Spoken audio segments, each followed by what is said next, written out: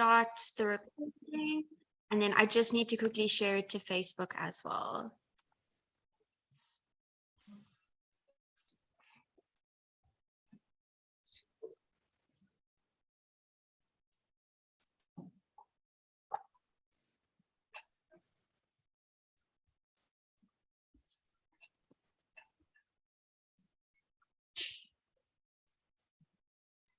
Okay.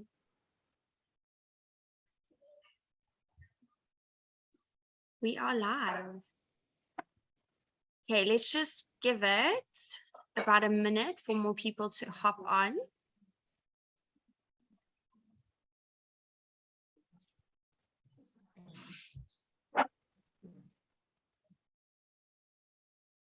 Okay, should we get started? Yes. Okay, so I'll introduce myself. My name is Missy.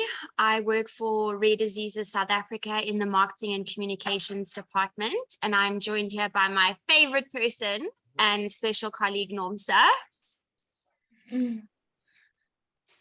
Hi, everybody. I thought you were going to introduce everybody. Thank you, my lovely miss. Hi, everybody. My name is Nomsa. I'm the patient coordinator at Rare Diseases South Africa. I work closely, very closely with Missy. Hence, you're seeing our beautiful faces here. And we're joined by the lovely, beautiful Adele, who is an ex-myelofibrosis patient, if I may put it like that. So beautiful. Thank you so much for just joining us here, just to share your life journey with myelofibrosis. And yeah, man, I'm so chuffed. When you told me, I was like, oh. I was so happy for you. I was so happy for you. And we'll honestly love to have you here and to hear your side of the story and how your journey went about with this disease, as this webinar is solely focused at educating and going through the patient journey and just getting to know your relationship with your healthcare practitioners at the time. So thank you very much for just honoring this invitation and for being with us here. Thank you for having me. Of course. So Adele, before we get started with your journey, would you like to just tell us a little bit about yourself, introduce yourself, tell us who you are? So yeah, I'm Adele. I'm a mom of two, working part-time and driving the kids up and down most of the others. Yes. Can definitely understand that. Yeah. Amazing. No, I understand. Yeah, the kids, also a mom of two. I'm a mom of two, and yeah, it's a lot of work. It's a full-time job, so I fully understand. Yes. I fully understand where you are. I honestly do fully understand. As I said at the beginning of this webinar, thank you very much for just giving us this opportunity and just being here to tell your story and educate other patients who are still in confusion as to where they are, where they would like to be, and I feel like your story is very inspirational. Hence, I feel it's amazing that you're here to share it. I don't want to share it for you, but I would love you to tell your story yourself, as I think it's more important that you share it. Okay. Firstly, what was your first instinct of something is wrong? Like, what was that one particular thing? I actually did not realize that I was sick. So what happened was, well, I was a mom at that point of a busy 2-year-old, and I felt quite tired. But I just put it down to the lack of sleep, having a busy 2-year-old, waking up in the middle of the night. And then this was in 2015, and I felt pregnant. And we went for the blood results for the Down syndrome testing, and they picked up that there was elevated blood cells, white blood cells. And my OB at first was like, oh no, there's definitely something wrong with the test. We have to redo this. This can't be. And so we did it again. And that's how we picked up that there's something wrong. But at that point, we obviously didn't even know what it could be. So basically you were diagnosed during your pregnancy? Yes. I was just, around, yes. Was that scary? Oh. That must have been quite scary for you. Yes, it was terrifying. So my first instinct was obviously like, what about the baby and how is it going to affect my child and going forward with that? So it was quite a process, obviously, also to get from the initial picked up something until I was actually diagnosed, and then from there, I was well taken care of. How long Oh, was that's the amazing. process from picking up that something was abnormal to being diagnosed and correctly diagnosed? Probably about a month. So I took obviously blood, some scans because I had the enlarged spleen, and some sonars and stuff like that. And then we went for a bone marrow biopsy. So first they suspected something else, and then when they couldn't confirm it, they sent for further testing, and eventually got to the myelofibrosis diagnosis. Wow, I can just imagine the anxiety that came with being worried about your child. Like, what happens to the baby now? Did you get education on that?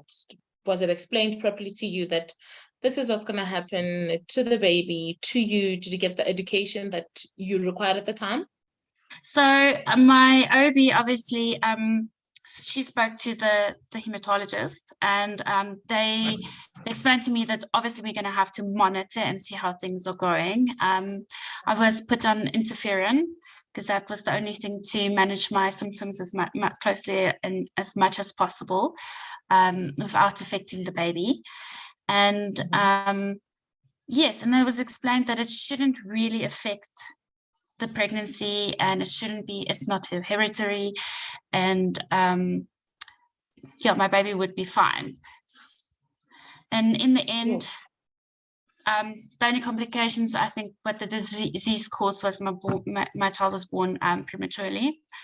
So I went more for more checkups more often, and I went for a checkup at 32 weeks, and the doctor said, I'm not liking what I'm seeing here, because my placenta was starting to show spots, and my platelets is quite low, and so we had to have a emergency C-section that afternoon.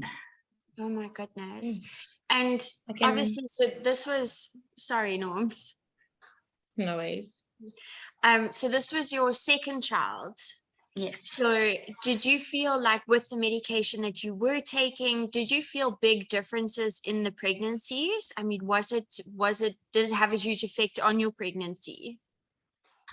I think so. The interferon made me feel like I had flu constantly. So I had body aches, basically almost throughout the whole time, and headaches, and just overall very, very tired.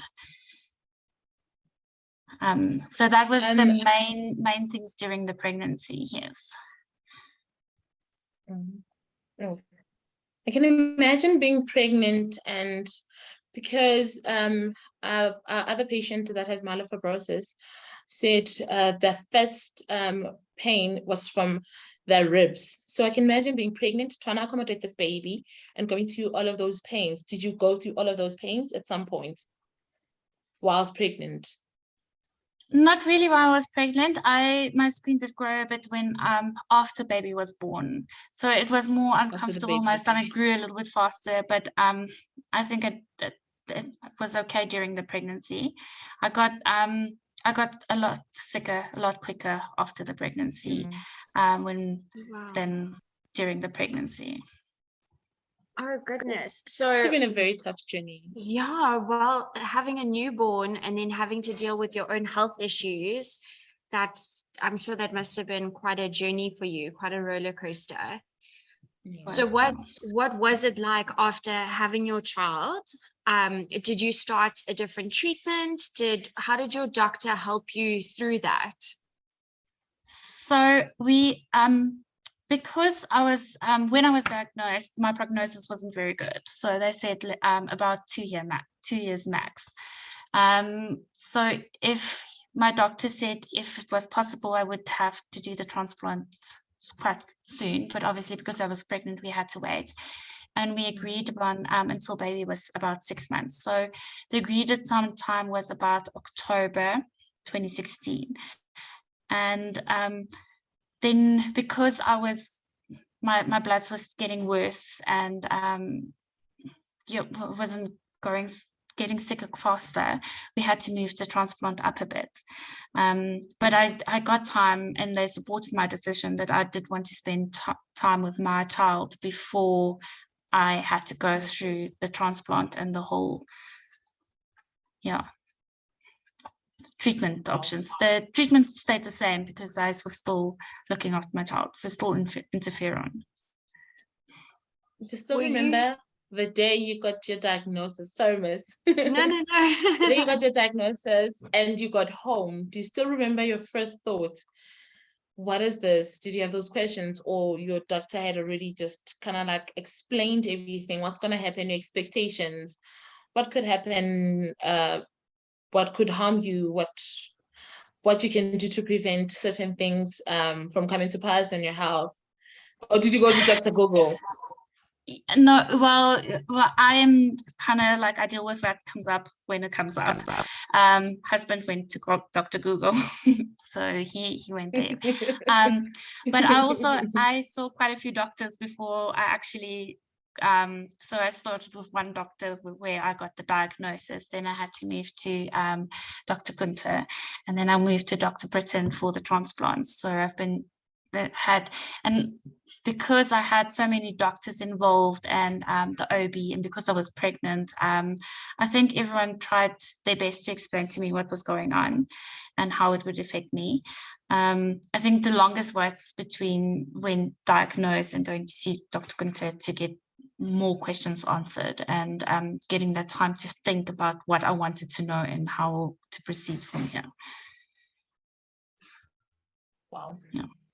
And did you feel like all the doctors who were helping you through this process, did you feel like they had a great understanding and knowledge of your condition? Because generally with rare conditions, because they are so rare, diagnosis is a struggle as well as treatment options. So did you feel like you had all the support that you needed? And like you said, your husband went to Dr. Google, but did you not feel the need, like you felt like your healthcare professional was providing you with all the information that you felt you needed? I felt comfortable with my doctors. I don't like to go, with your horse agter die wol gaan. I don't like too much information. I want to deal with what's right in front of me, because otherwise I would stress about everything that can go wrong. So I think my doctors looked after me pretty well. But all of them knew what they were talking about, and could answer my questions when I asked them. Is it safe for me to say that your pregnancy was just saving grace to this whole situation, because you got a diagnosis, you had a group of doctors that are just willing to just do everything just to help you and just to be there for the child and make sure that your child is safe and educate you? It was saving grace. It was honestly saving grace. It's my little miracle. Yeah, it's definitely, it is, definitely is. Wow, it's been such a journey. And when that one particular day when you found out that actually myelofibrosis might be leaving your body, what was that feeling? How did that feel? Wow. It was quite overwhelming. It was quite scary at the point because having to do the transplant and all the possible complications and all the isolation and everything that goes with it, that was quite overwhelming. But that when I reached that 100-day mark after the transplant, and I was definitely feeling a bit more relieved. Like I can take a breath, and there's a way forward. Yes. Wow. I can just imagine. Yeah, I can just imagine. How old was your little one at this time when you had your transplant? So she was 6 months. actual age, 4 months, then obviously adjusted. So she was. Hmm. Yeah. Oh. So, sorry, Miss. It's okay, we keep doing that. We both have so many questions. Just to backtrack it a bit in terms of your transplant, can you talk us through that process, what you had to do to prepare? Was it easy to, get to have your transplant? Was it accessible? What was that like? I think my journey was probably smooth sailing. My brother was 100% match. So I've got my one brother was 50, the other one was 100. So I had a perfect sibling match, which made life so much easier. That is so special. Yes, so lucky. And we had obviously a whole bunch of tests, getting your heart stress tests and all these kind of preconditioning tests. We had a nice meeting, the family meeting, and the team of doctors and nurses to sit and explain what is going to happen and how we're going to deal with it. I think the hardest part for me was not being able to have my kids around, because for the possibility of germs bringing in and so forth. And yeah, things went pretty smooth sailing. Wow, that was going to be my question as well. How did your transplant? So Missy and I are just in sync. She worked so close together. Wow, it's what a journey. As much as you're saying it was very short, it was a very short journey with myelofibrosis, but there was a lot of things. The fact that you were pregnant was just major a lot as well. into a short period of time there. I know. And then having just a newborn baby, it's crazy how you managed. Well done. Yeah. So how did this whole diagnosis affect the quality of life and the way you used to view things? Because you kind of like, when you get a diagnosis, you're like, oh my goodness, how am I going to do this? How am I going to do this? Chances are I'll battle with this, and then I'll have a child at that. How did that affect your quality of life? How did your circle change? Like your everyday stuff change? Besides being pregnant, because we all know that pregnancy, but besides being pregnant, how did you see your life changing? So my outlook was, I want to pack in as much as I possibly can, as much fun and love with my kids as what I can manage. I had a lot of help and support from family members. So people that checked up on me, even though some they were far, they still checked up on me for mentally and how I'm coping. My husband was absolutely amazing. Family members that was close, could always rely on them as well. So I had a really good support system. While I was doing the transplant, people rallied, they prayed for me. I had people that I didn't even know shave their heads for me. So I had an amazing support system to help me with that.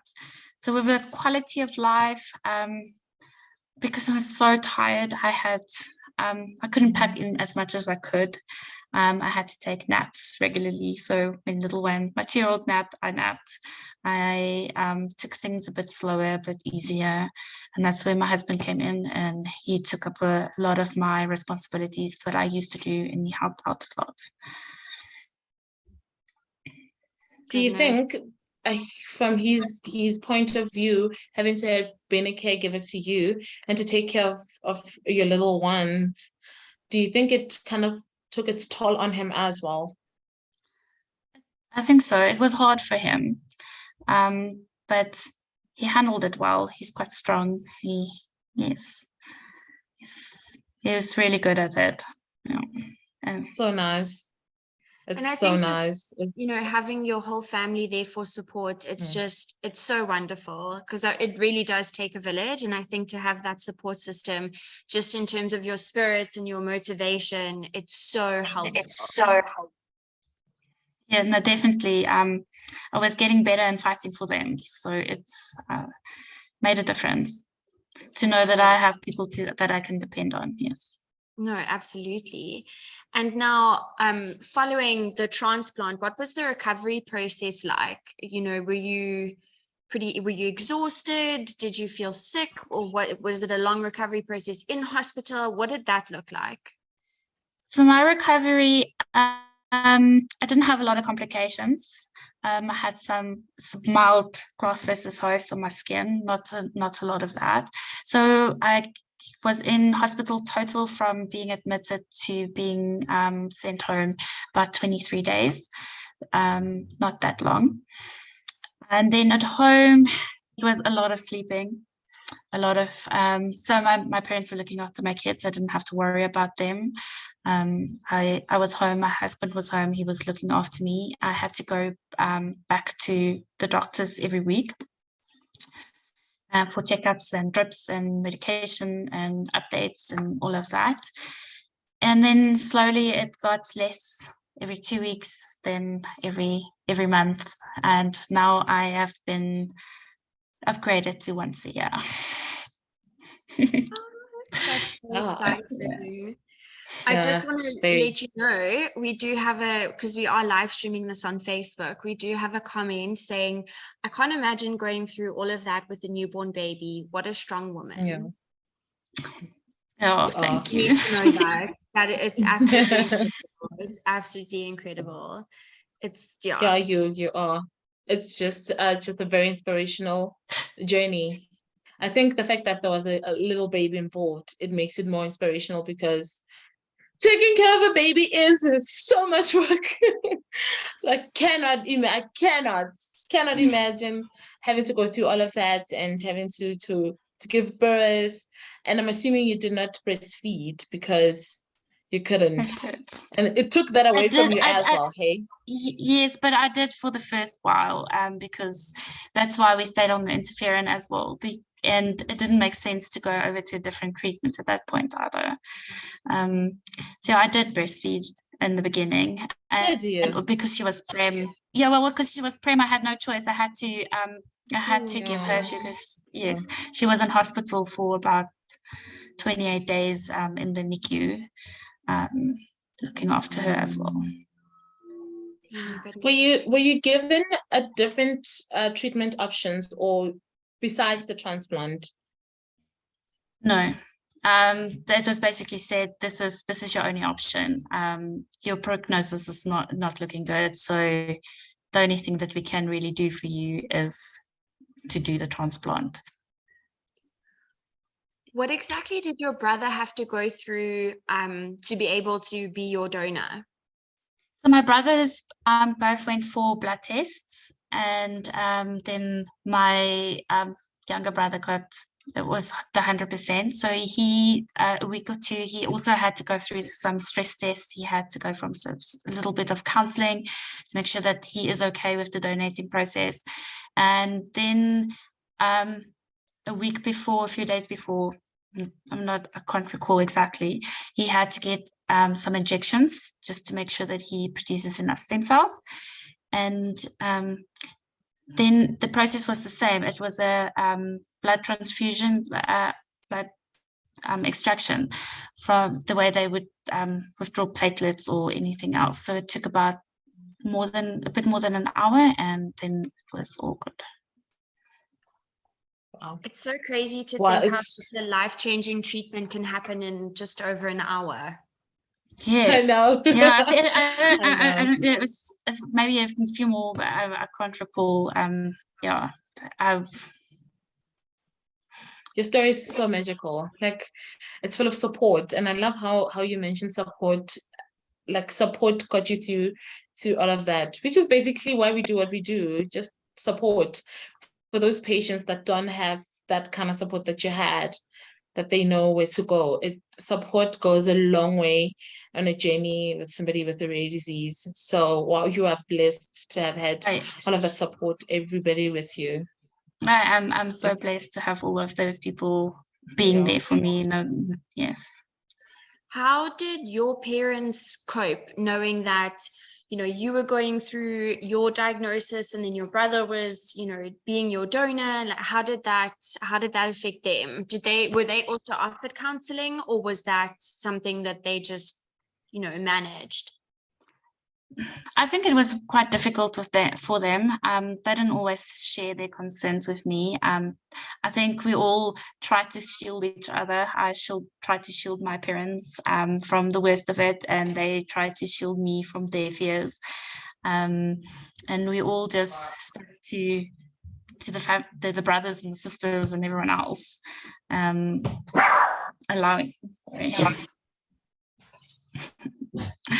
Yeah. Have you ever had the opportunity of meeting other myelofibrosis patients? Have you ever came across somebody with myelofibrosis? I have. When I was diagnosed, I jumped on Facebook and I got some on the international group, so I made friends there. Getting to know people, and also there's some people in South Africa that we've also, because I've started my Facebook page telling about my journey, and people have reached out, and we keep in contact every now and then, see how things are going. But one thing I've realized is that everyone's journey is completely different with this disease. No one has experienced that I have spoken to the same thing. Cool. Wow, you are so inspirational. I'm just like, I goosebumps, I tell you. The fact that your bone marrow happened and you have your transplant, and it was like, it's magical. That's why I say it's magical. And you're able to be there for your little baby. Your miracle baby was legit. Yes. Saving No, life. She is. She definitely saved my life. Yeah. Did you ever ask the doctors, just out of curiosity, just because I'm curious, how the symptoms would have presented themselves, or if you ever would have felt any symptoms had they not picked up your condition during your pregnancy from your blood test? We had a short discussion of it. So it just basically said that I would have also, because in the end, towards the getting to the transplant, my disease was progressing quite fast. I was blue all over. I had the slightest bump, and I had bruises, huge bruises everywhere. And they did say that I would started getting more sick quite soon. So we probably would have picked up something eventually. Yeah. So I can't say exactly what would have made me go to the doctor, what it was, but it is a combination, I'm sure, of symptoms. Yeah, and having to had the opportunity to listen to other patients who are going through myelofibrosis, you legit consider yourself lucky that you didn't even get to that point, because they go through so much. It's the bruising, the bones that are in so much pain. It's I can imagine how much you look at your little baby and you're like, you saved me, okay? You saved me. Because yes. Wow. Oh. Yeah. It's such a tough journey for other patients. But for somebody who's just like, but I guess with you, because you had the opportunity to have a team of doctors that were willing to help you, hold your hand through it all and educate you, make sure that you have the correct information. For somebody who's just like lost, because people get misdiagnosed a lot. Myelofibrosis gets misdiagnosed sometimes with sickle cell and hemophilia because of the bleeding and just so unfair. It's it is. I think the fact that I was pregnant made people look a little bit closer and pay a little bit more attention to detail to my results, which may have helped getting the correct diagnosis sooner rather than being misdiagnosed or something else. If you could, they also said, sorry. No, I was going to say, if you could go back to the beginning of your journey, is there anything that you feel like you were missing, or any area where you feel like we can help improve the process from diagnosis to treatment, to recovery? Is there anything that you felt like you needed more of, whether it be, counseling or, help from your medical professional? What would you say you needed more of? So I think from my perspective, I should have gone for more counseling, and not just before the treatment, before the transplant, but also after. Just dealing with it, and it's a big thing to go through. There's a lot of emotions involved. There is a lot of feeling, a lot of emotions involved, and a lot to process. So being able to go for counseling, it makes a difference. Yeah, I think oftentimes people think that with, a physical condition, you get treatment and then that's it. But the emotional side is just as important, and actually in some situations can take a bigger toll on you than your condition. So I think that's really good advice in terms of counseling. Yes, or just at least speak to someone and be open and honest, and have someone that will listen and understand, and not always try to give advice. That is something that is important. Yes. Yeah, just listen, be there. Just to listen. Just listen, be there. Just don't try. You don't always need someone to come and try and fix it for you. Just someone that can listen. Yeah, that's so true. Oh, this has been absolutely amazing. Is there anything else that you want anyone listening to know? Anything that you feel like, people need to know, whether it's about the condition or, just your thoughts? Well, like I mentioned, I think it's important to talk about it, and to find someone you can trust, and someone we can just vent to. If it's counseling, then go for counseling. If it's a friend, have a friend. But you have to take care of yourself as well. And yes, be honest about what you need. No, that's very valuable advice. I think most importantly, also have the conversations with your doctors, because I think those conversations helped you a lot. They did. Yes, because I could ask the question and they could address my fears, and they could explain to me what I wasn't certain about. And the more questions you ask, the better you feel about your situation, and knowing what to expect makes a difference. No, absolutely. Yes. Oh, well, Adele, thank you so much for taking the time to speak with us, and for being so honest and open and sharing your story with us. It's been absolutely amazing. And like the comment on Facebook, I just have to tell you, you are such a strong woman, and I have so much respect for you. So yeah, I just thank you. Thank you for having me. And congratulations on just making remission. Congratulations. Yes, and well, it's a 6 years massive now, thing. So, it's 6 years. 6 years. That's awesome. That's awesome. It's amazing. It's been a journey. 6 years.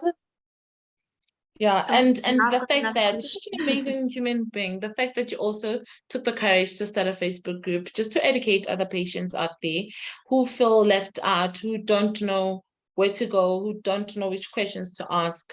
It's just admirable. Yes. It is. It honestly is. And if anyone actually becomes a stem cell donor, it's even bonus. Yes.